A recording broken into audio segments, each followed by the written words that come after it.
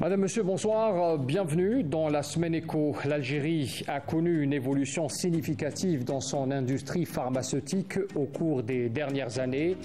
Initialement dépendante des importations pour répondre à une grande partie de ses besoins médicaux, le pays a progressivement développé ses capacités de production locale de médicaments depuis la crise du Covid.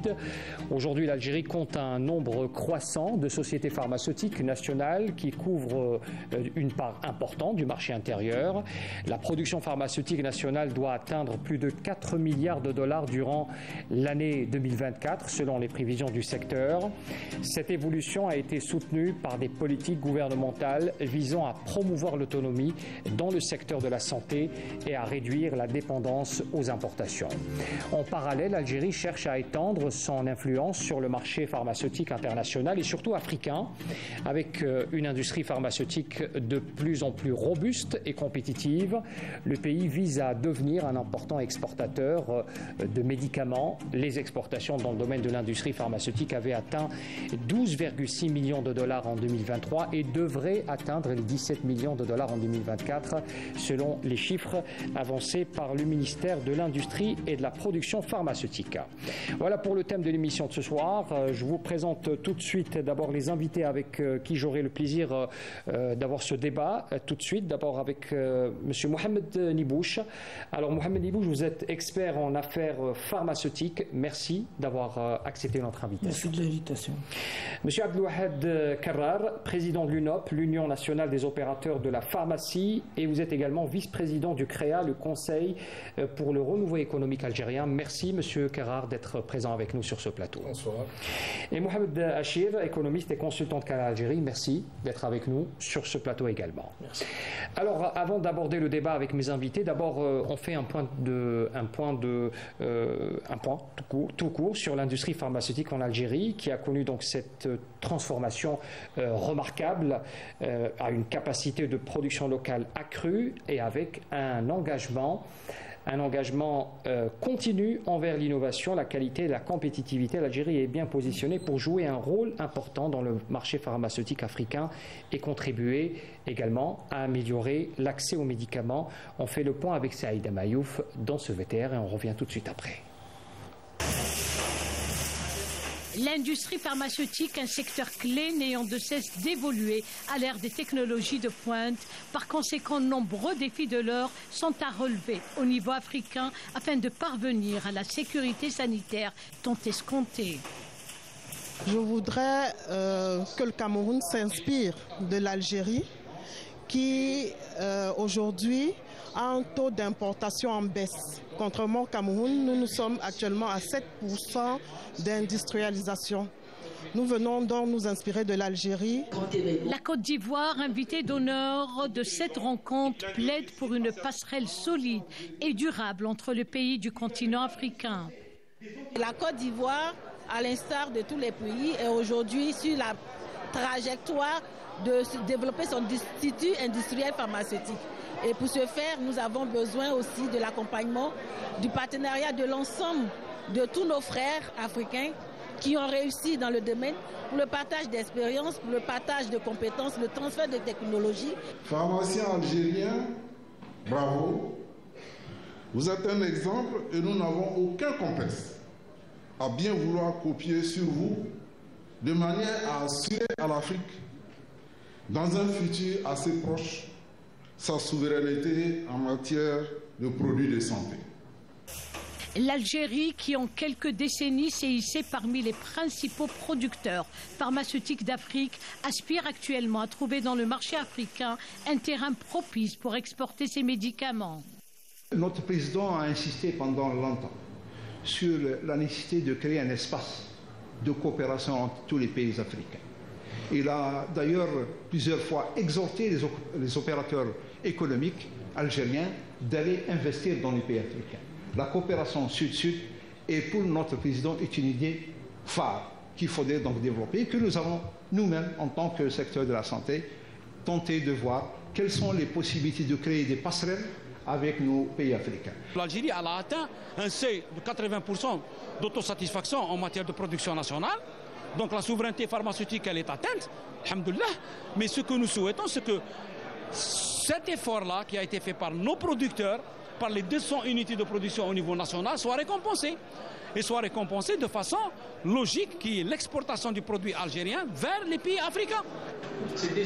Pharmacie d'officine, axe d'enseignement pharmaceutique, avancée dans la pharmacie hospitalière, autant de thématiques pertinentes parmi tant d'autres, décortiquées lors de la conférence internationale des nouveaux caps du panorama pharmaceutique africain, ayant réuni les professionnels du métier algérien avec leurs pairs représentant 15 pays africains.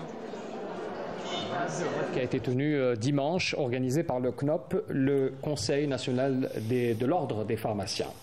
Alors, pour revenir avec mes invités, d'abord la première question que je vous adresse à vous, M. Kadab. Quels sont les principaux facteurs, avant de revenir sur la question de l'exportation, qui est très importante et qui est le thème central de cette émission, comment nous avons réussi justement à réunir tous ces facteurs et qui ont conduit à cette évolution remarquable? En quelques années, l'Algérie est devenue un pays qui était en totale dépendance, et on a inversé la tendance aussi rapidement depuis le Covid. 3 facteurs essentiellement. D'abord, la volonté politique qui très tôt en 2008 a instauré une interdiction de fabrication des produits, d'importation des produits fabriqués localement. Je rappellerai quand même, pour mémoire, que cette interdiction a commencé en 2002. Elle a été par l'interdiction de 128 produits.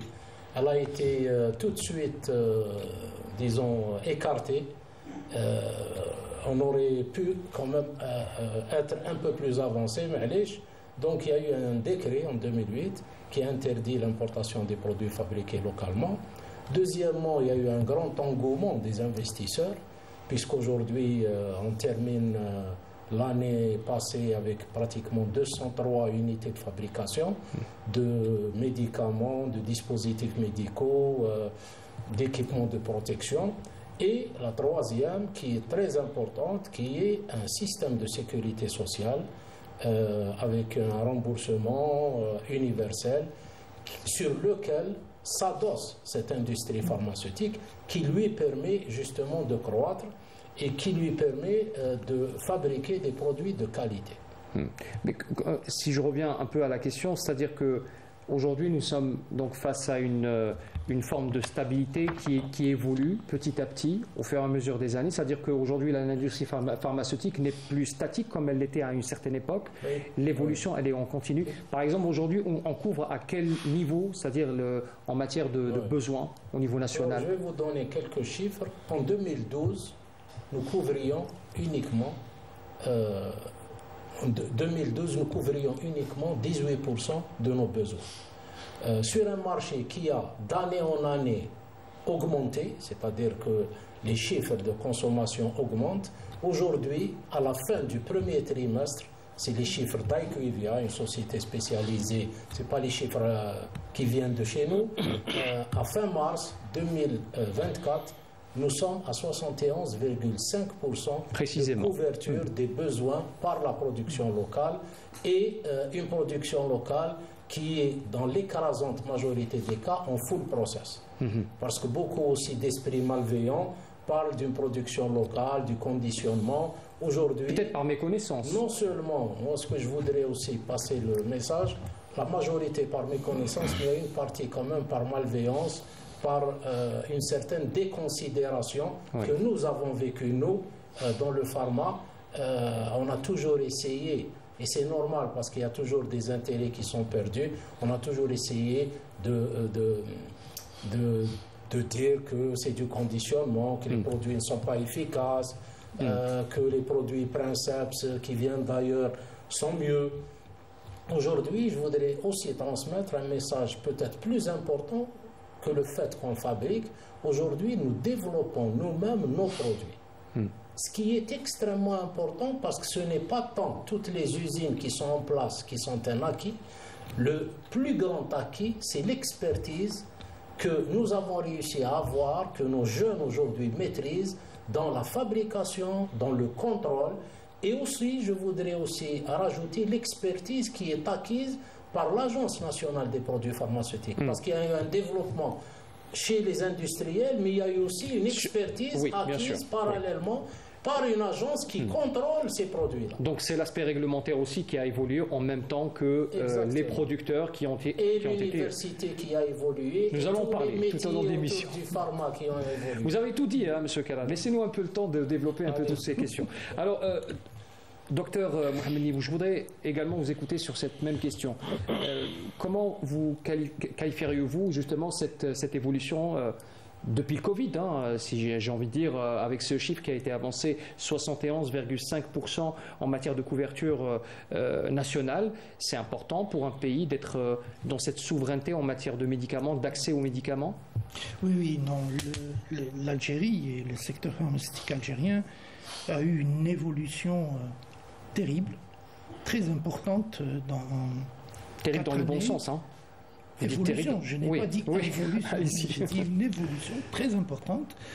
Et ça a été, je dirais, un démarrage en trombe dès 2020, par l'entremise de la Covid, bien évidemment, et du terrible engagement des producteurs locaux, drivés d'ailleurs par l'UNOP, qui est représenté aujourd'hui par son président, et qui ont participé donc à la levée des contraintes liées à l'importation. On sait très bien qu'au niveau lorsqu'il y a eu la Covid, étaient malins ceux qui arrivaient déjà à avoir accès aux produits et aux matières premières. Les premiers, on sait quelles ont été les puissances mondiales qui ont pu avoir ces avantages.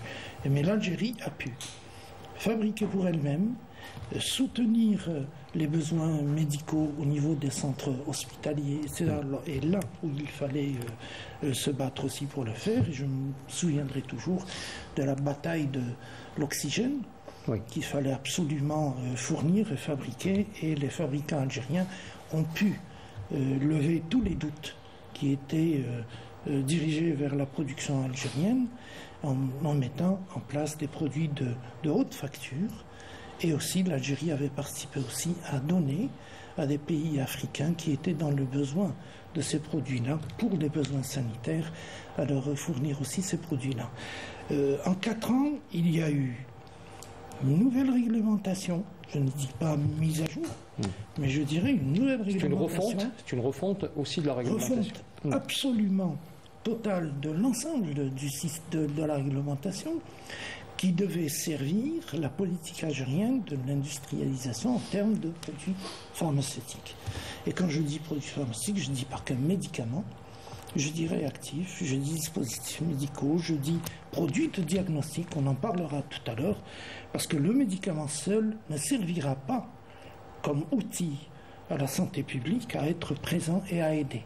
C'est tout un ensemble de produits et donc d'acteurs qui vont participer à cette politique d'industrialisation de l'industrie, toutes ces démarches de mise en place d'une industrie qui est performante.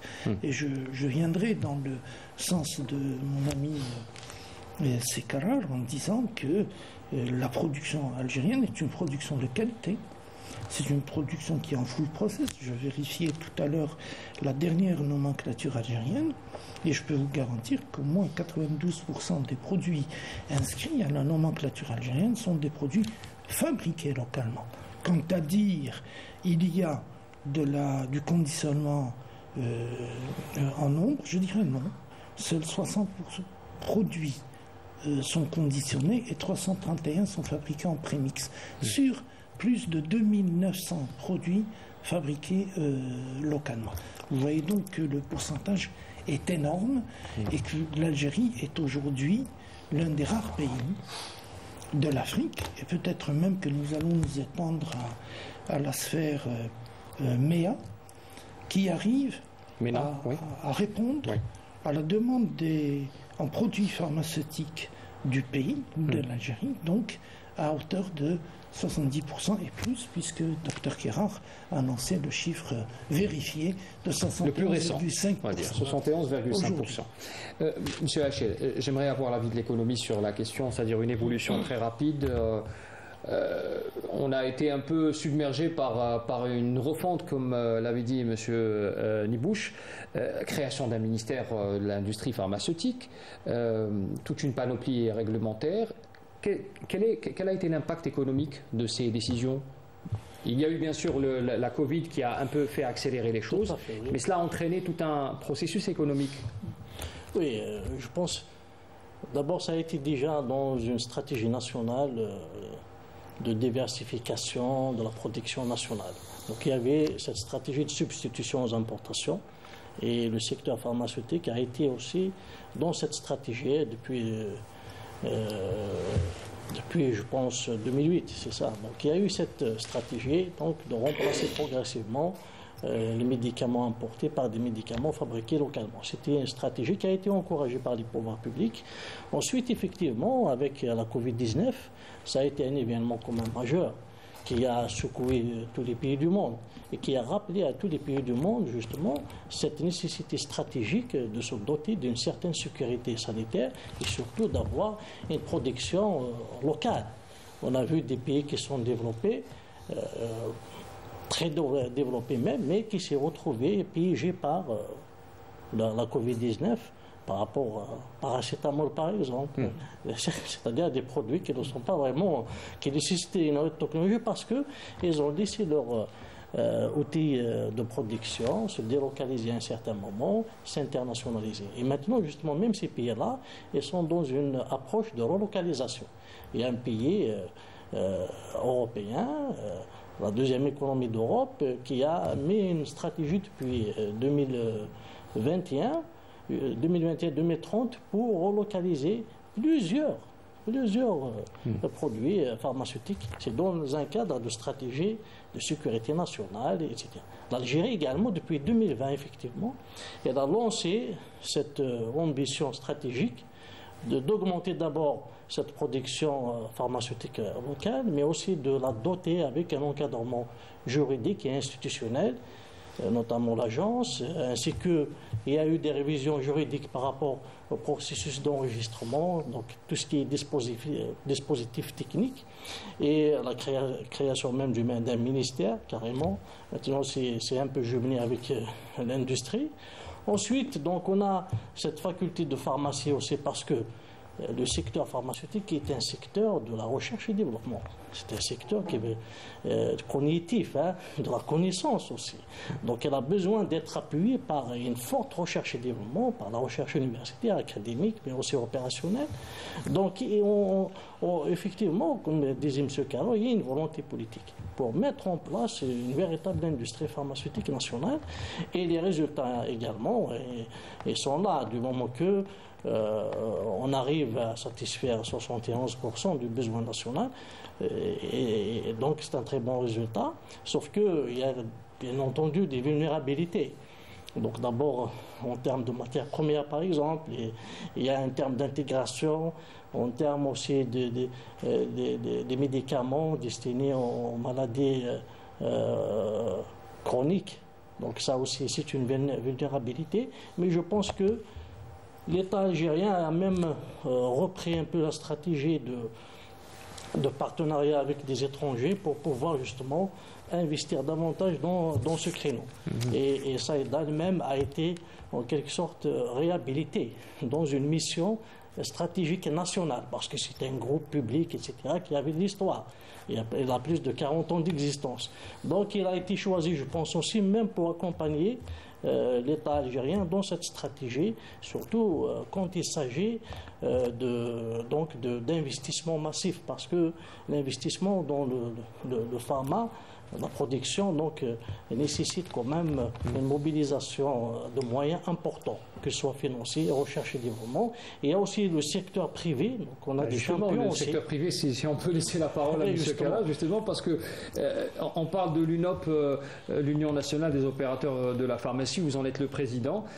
Qu'est-ce que représente aujourd'hui l'UNOP en termes d'unité de production ? Parce qu'on parle de l'UNOP comme une force qui accompagne justement la politique de l'État en matière de production pour couvrir le marché national. Est-ce que vous pouvez nous donner un aperçu sur l'organisation ? Aujourd'hui, l'UNOP représente plus de 40 entreprises pharmaceutiques. Le paysage pharmaceutique algérien, comme vous savez, et comme partout dans le monde, c'est des sizes inégaux. Vous avez des grandes entreprises, des moyennes et des petites. Mais disons, l'UNOP représente les acteurs les plus actifs sur le marché, qui représentent plus de 85-90% du marché algérien.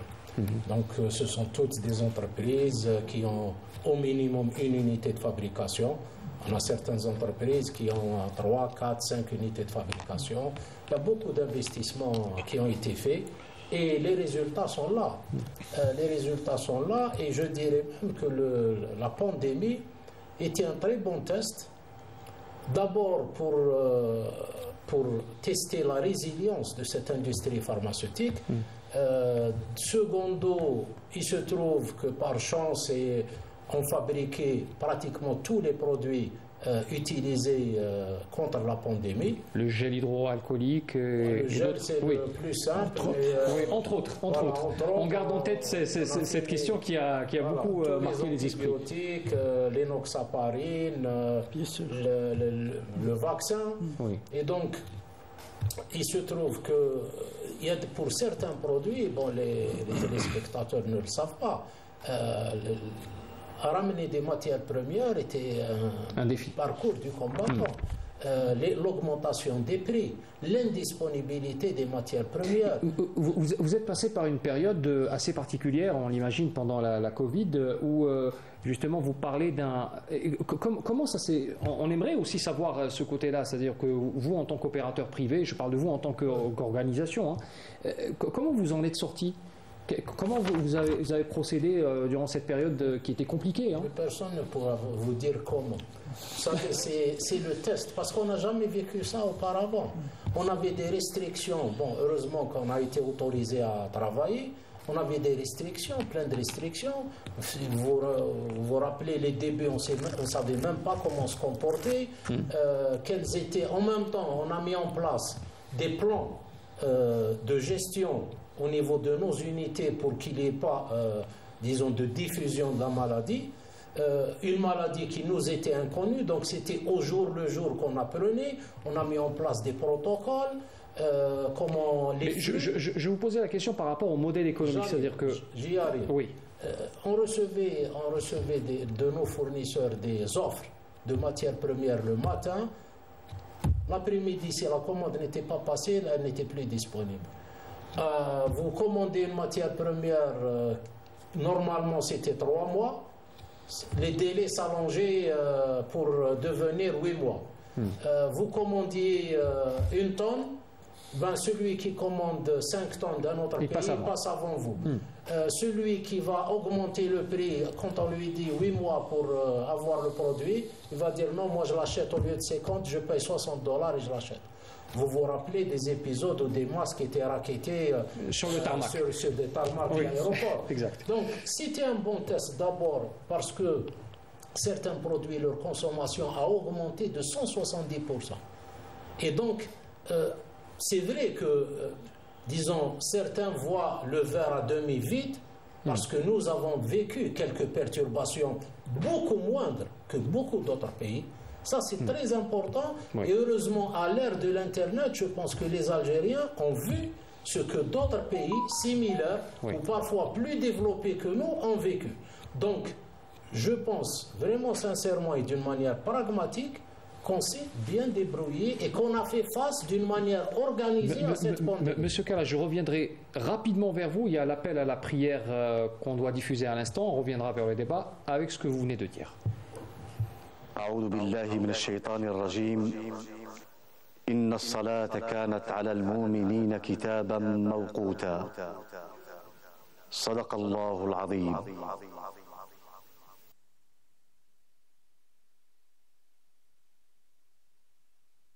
الله أكبر الله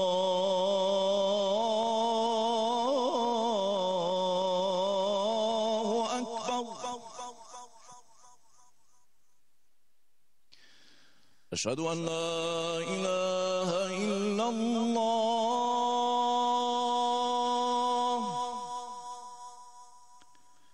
أشهد أن لا إله إلا الله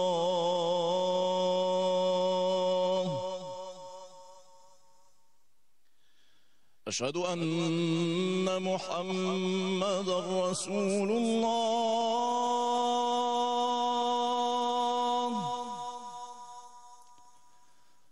أشهد أن محمدا رسول الله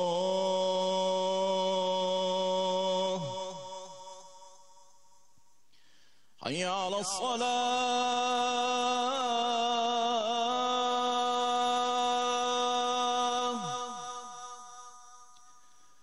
حي على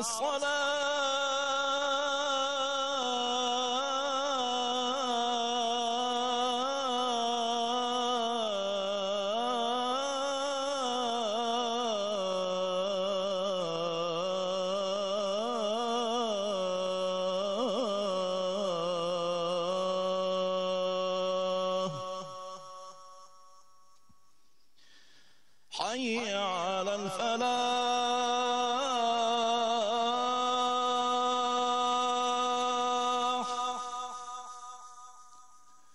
حي على الفلاح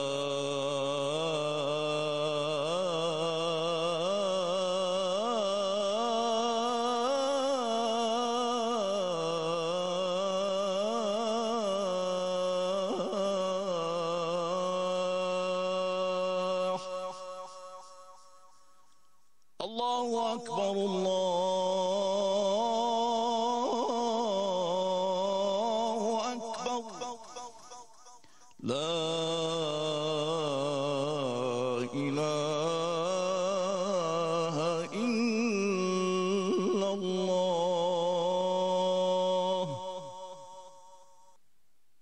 اللهم رب هذه الدعوة التامة والصلاة القائمة آت محمدا الوسيلة والفضيلة وابعثه مقاما محمودا الذي وعده.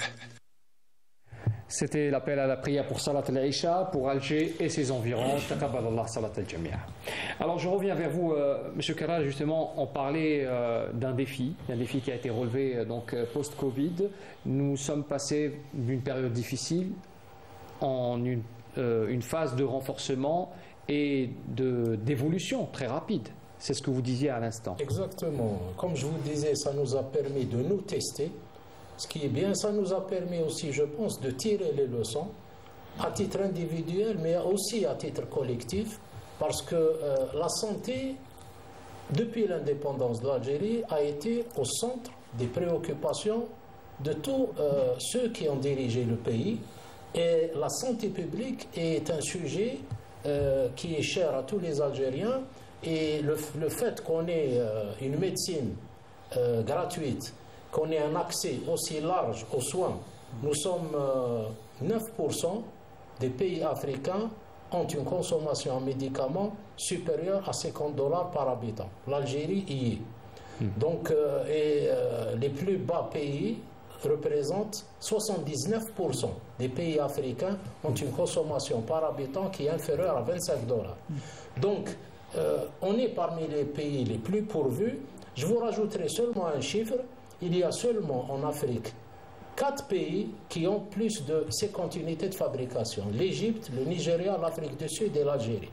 Et 8 pays concentrent 80% de la production africaine.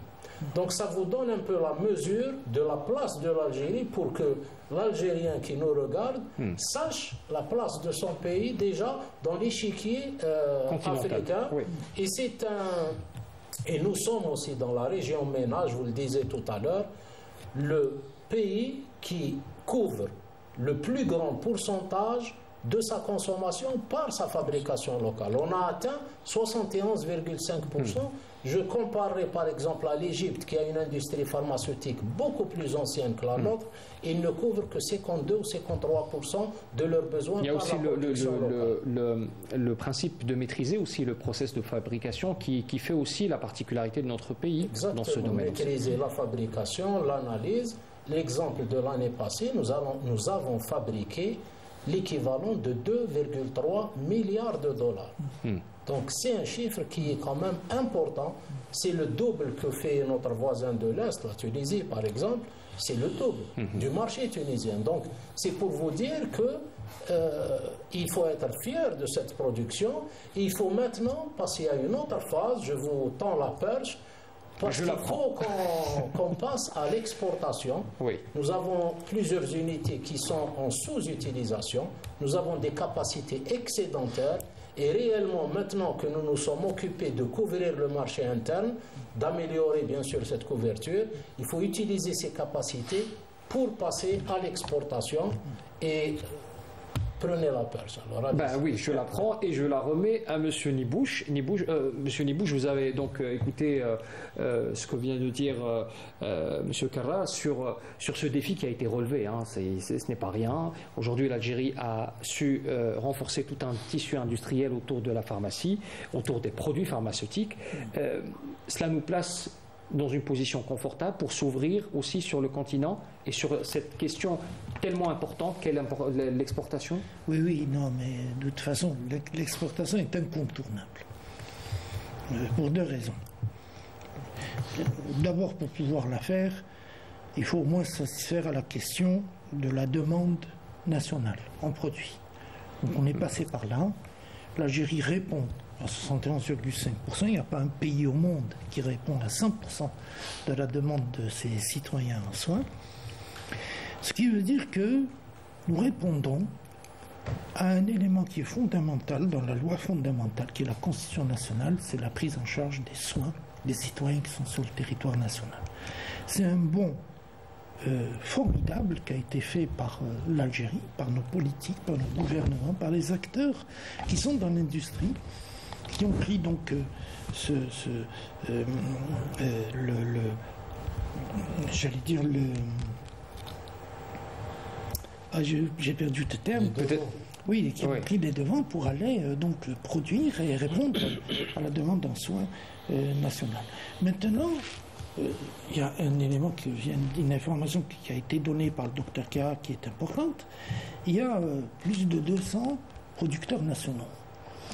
Ce qui veut dire que s'ils sont tous équipés donc à ce niveau-là, en termes de technologie, nous avons un surplus d'équipement et un surplus en termes de capacité. Ça veut dire que je ne la connais pas, la capacité théorique de production en Algérie, mais je pense que si nous faisons cette production de 71,5% en termes de réponse, il y a au moins autant, peut-être jusqu'à 40-50% qui attendent d'être remplis pour produire et exporter. Il faut utiliser donc cet excédent en termes de capacité de production pour aller vers l'étranger et proposer nos produits. C'est déjà le cas.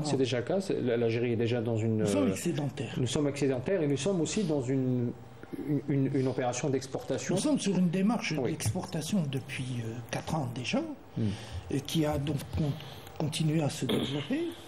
Le ministre de l'Industrie et de la Production pharmaceutique a annoncé plus de 17 millions de C'est une prévision pour 2024, d'exportation, ce qui est important. Maintenant, comment aller, je pense, investir les pays de l'Afrique subsaharienne, de l'Afrique et du Moyen-Orient pour vendre nos produits et les placer sur ces marchés. Ceci est une démarche stratégique qui doit être faite parce que ce n'est pas facile. D'abord, il faut aller enregistrer nos produits. Il faut une représentation locale pour défendre le produit algérien localement, pour en faire la promotion et pour en créer le besoin localement dans ces pays. Ça veut dire qu'économiquement parlant, il n'y a pas d'échappatoire. L'Algérie doit passer par cela si elle veut développer son économie en termes de... Une question pour être précis pour un peu préciser ce que vous êtes en train de dire, professeur Dr Nibouche. Quels seraient les produits, par exemple, qui seraient en forte demande d'après la rencontre? J'imagine qu'il y a beaucoup d'échanges avec certains pays qui formulent des demandes particulières par rapport à certains produits. Aujourd'hui, l'Algérie, elle est positionnée sur quel marché particulièrement? Quels sont les produits pharmaceutiques qui sont en demande, notamment pour certains pays? Tous les produits pharmaceutiques sont demandés. Ceux des maladies chroniques, autant ceux des maladies chroniques que pour les antibiotiques, que pour les... Les vaccins peut-être un peu plus? Les vaccins, malheureusement, nous ne sommes pas fabricants. de vaccins.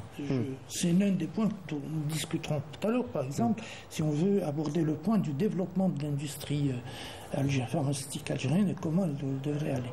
Mais je pense que sur ce plan-là, l'Algérie a les capacités de répondre à la demande africaine en termes de médicaments, y compris ceux de l'oncologie. Qui sont les traitements, je ne parle pas des dernières technologies telles que les produits d'immuno ou les anticorps monoclonaux, etc. Une technologie que l'Algérie tente à développer en termes de production, mais sur les produits, je dirais les antinéoplasiques chimiques, l'Algérie est présente. Nous avons déjà en Algérie des producteurs qui fabriquent ces produits antinéoplasiques, ce qu'on dit dans le jargon populaire les anticancéreux, et avec lesquels l'Algérie peut pénétrer des marchés, prendre des marchés africains assez, je dirais, assez rapidement, plutôt assez facilement et avec force. Voilà. Donc, pour conclure, je dirais que nous sommes bien placés, nous avons toutes les forces qui sont de notre côté, y compris celle de pouvoir pénétrer ces marchés. Monsieur Libouche, Monsieur Haché plutôt. Oui, par rapport à cette pénétration des marchés, je pense que c'est un processus assez lent. Parce que d'abord, le marché mondial pharmaceutique est un marché monopolisé par un certain nombre de pays d'abord et de multinationales et de grands laboratoires.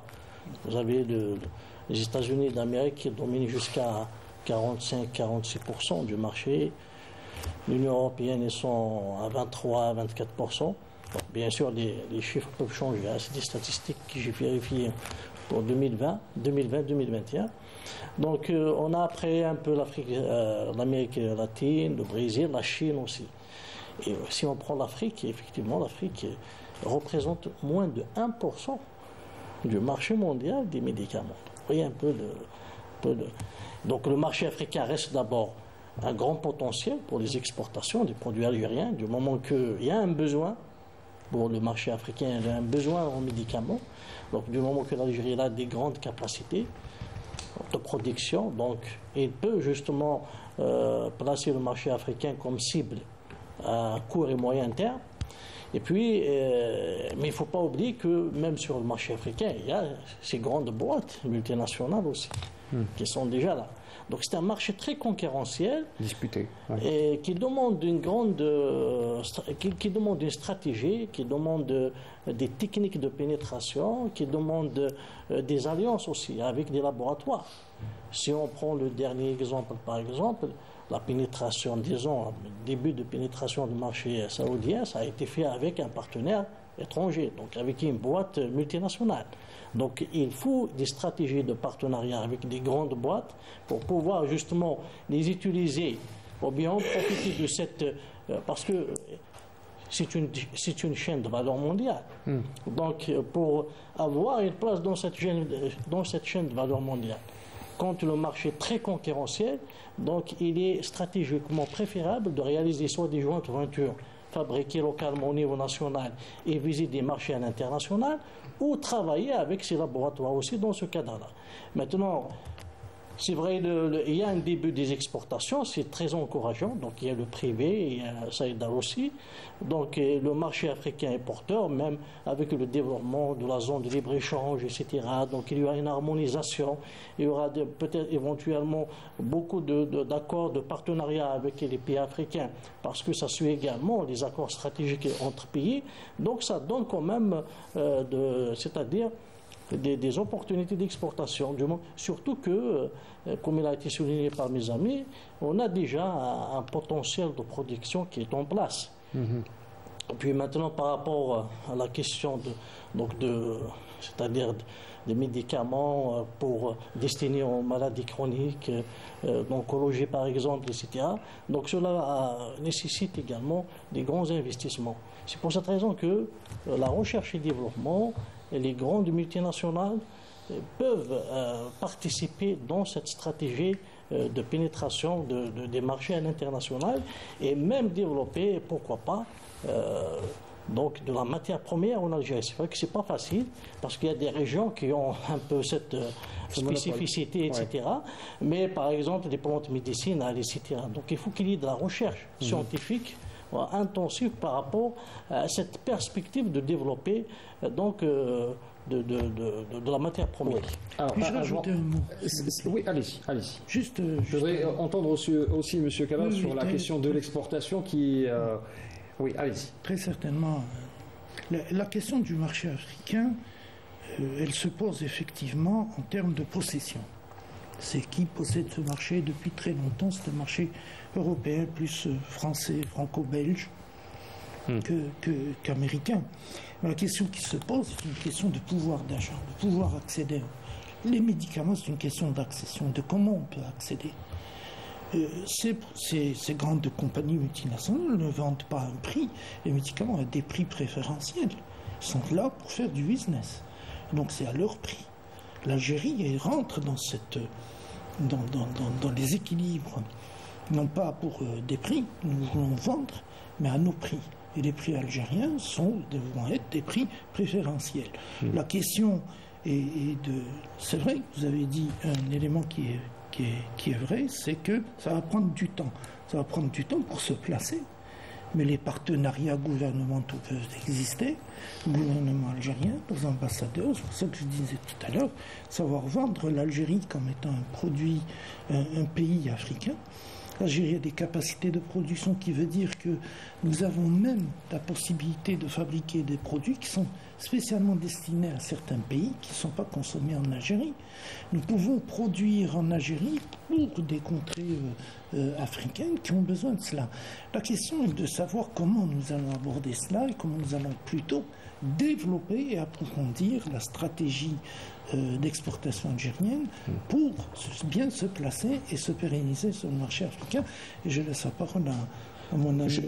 J'aimerais juste poser la question par rapport à un détail important qui vient d'être dit, justement, c'est peut-être des prix préférentiels, hein, ce qui pourrait un peu encourager certains pays africains d'aller vers des fournisseurs comme l'Algérie, concernant certains types de médicaments, même si le marché mondial, l'Afrique représente, vous l'avez dit tout à l'heure, moins de 1%, c'est un marché qui n'est pas très exploité. C'est peut-être un vivier et un terrain vierge que l'Algérie pourrait investir, avec peut-être la qualité et le prix aussi. Je vais vous donner des chiffres. L'Afrique aujourd'hui, c'est 27 milliards de dollars. Les prévisions d'IQVIA, encore une fois, pour 2027, il sera à peu près à 34 milliards de dollars.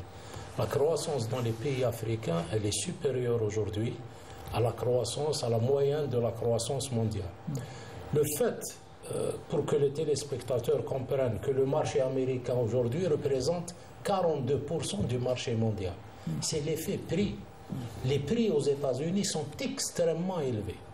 Et donc, vous allez prendre un produit aux États-Unis, il est 4 fois plus cher que le même produit similaire en Europe.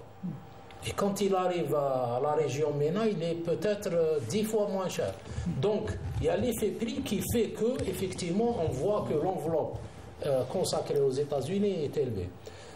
Nous, ce qu'on a dit à nos amis africains lors de la rencontre de dimanche, c'est que les pays traditionnels chez lesquels nous achetions, le jour où on a voulu fabriquer, ils n'ont pas voulu nous transférer la technologie. Et aujourd'hui, eux souffrent de la même chose. Et je pense que l'Algérie, parce que nous sommes des entreprises citoyennes, on a cette responsabilité et ce sentiment d'appartenance à un continent pour les aider éventuellement à transférer la technologie, à vendre des produits finis, mais à transférer la technologie en fonction de leurs besoins. Vous savez, une politique, et ce que je leur ai dit, le modèle algérien n'est pas exportable. Nous sommes arrivés à avoir ce tissu industriel parce que nous avons notre culture, nous avons nos moyens, peut-être que d'autres n'ont pas, nous avons nos contraintes sanitaires, nous avons un profil épidémiologique qui est différent du leur, donc chacun d'eux doit construire sa politique pharmaceutique en fonction de tous ces paramètres-là. Mais ce que je voudrais dire aussi, c'est que nous avons l'ambition de commencer à exporter en Europe, à exporter dans le Middle East, dans le Golfe. Nous en avons les moyens. J'ai promis à un être cher que l'Algérie commencera cette année à exporter en Europe. Et cette année, les premières boîtes seront exportées en Europe. De quels médicaments il s'agit? Est-ce qu'on peut savoir? De médicaments fabriqués en Algérie. Je ne pourrais pas vous dire plus, mais fabriqués en full process en Algérie. C'est un sujet qui est très important et je vais vous dire pourquoi. Ça a été dit par Dr Nibouche. Les matières premières sont fabriquées dans 2 pays. C'est bipolaire, c'est la Chine et l'Inde. C'est un autre sujet peut-être qui nécessitera une émission parce que quand on fabrique la matière première, on fait beaucoup plus d'intégration et on maîtrise mieux les prix. Mais l'Algérie, pourquoi elle est très bien positionnée pour aller en Europe?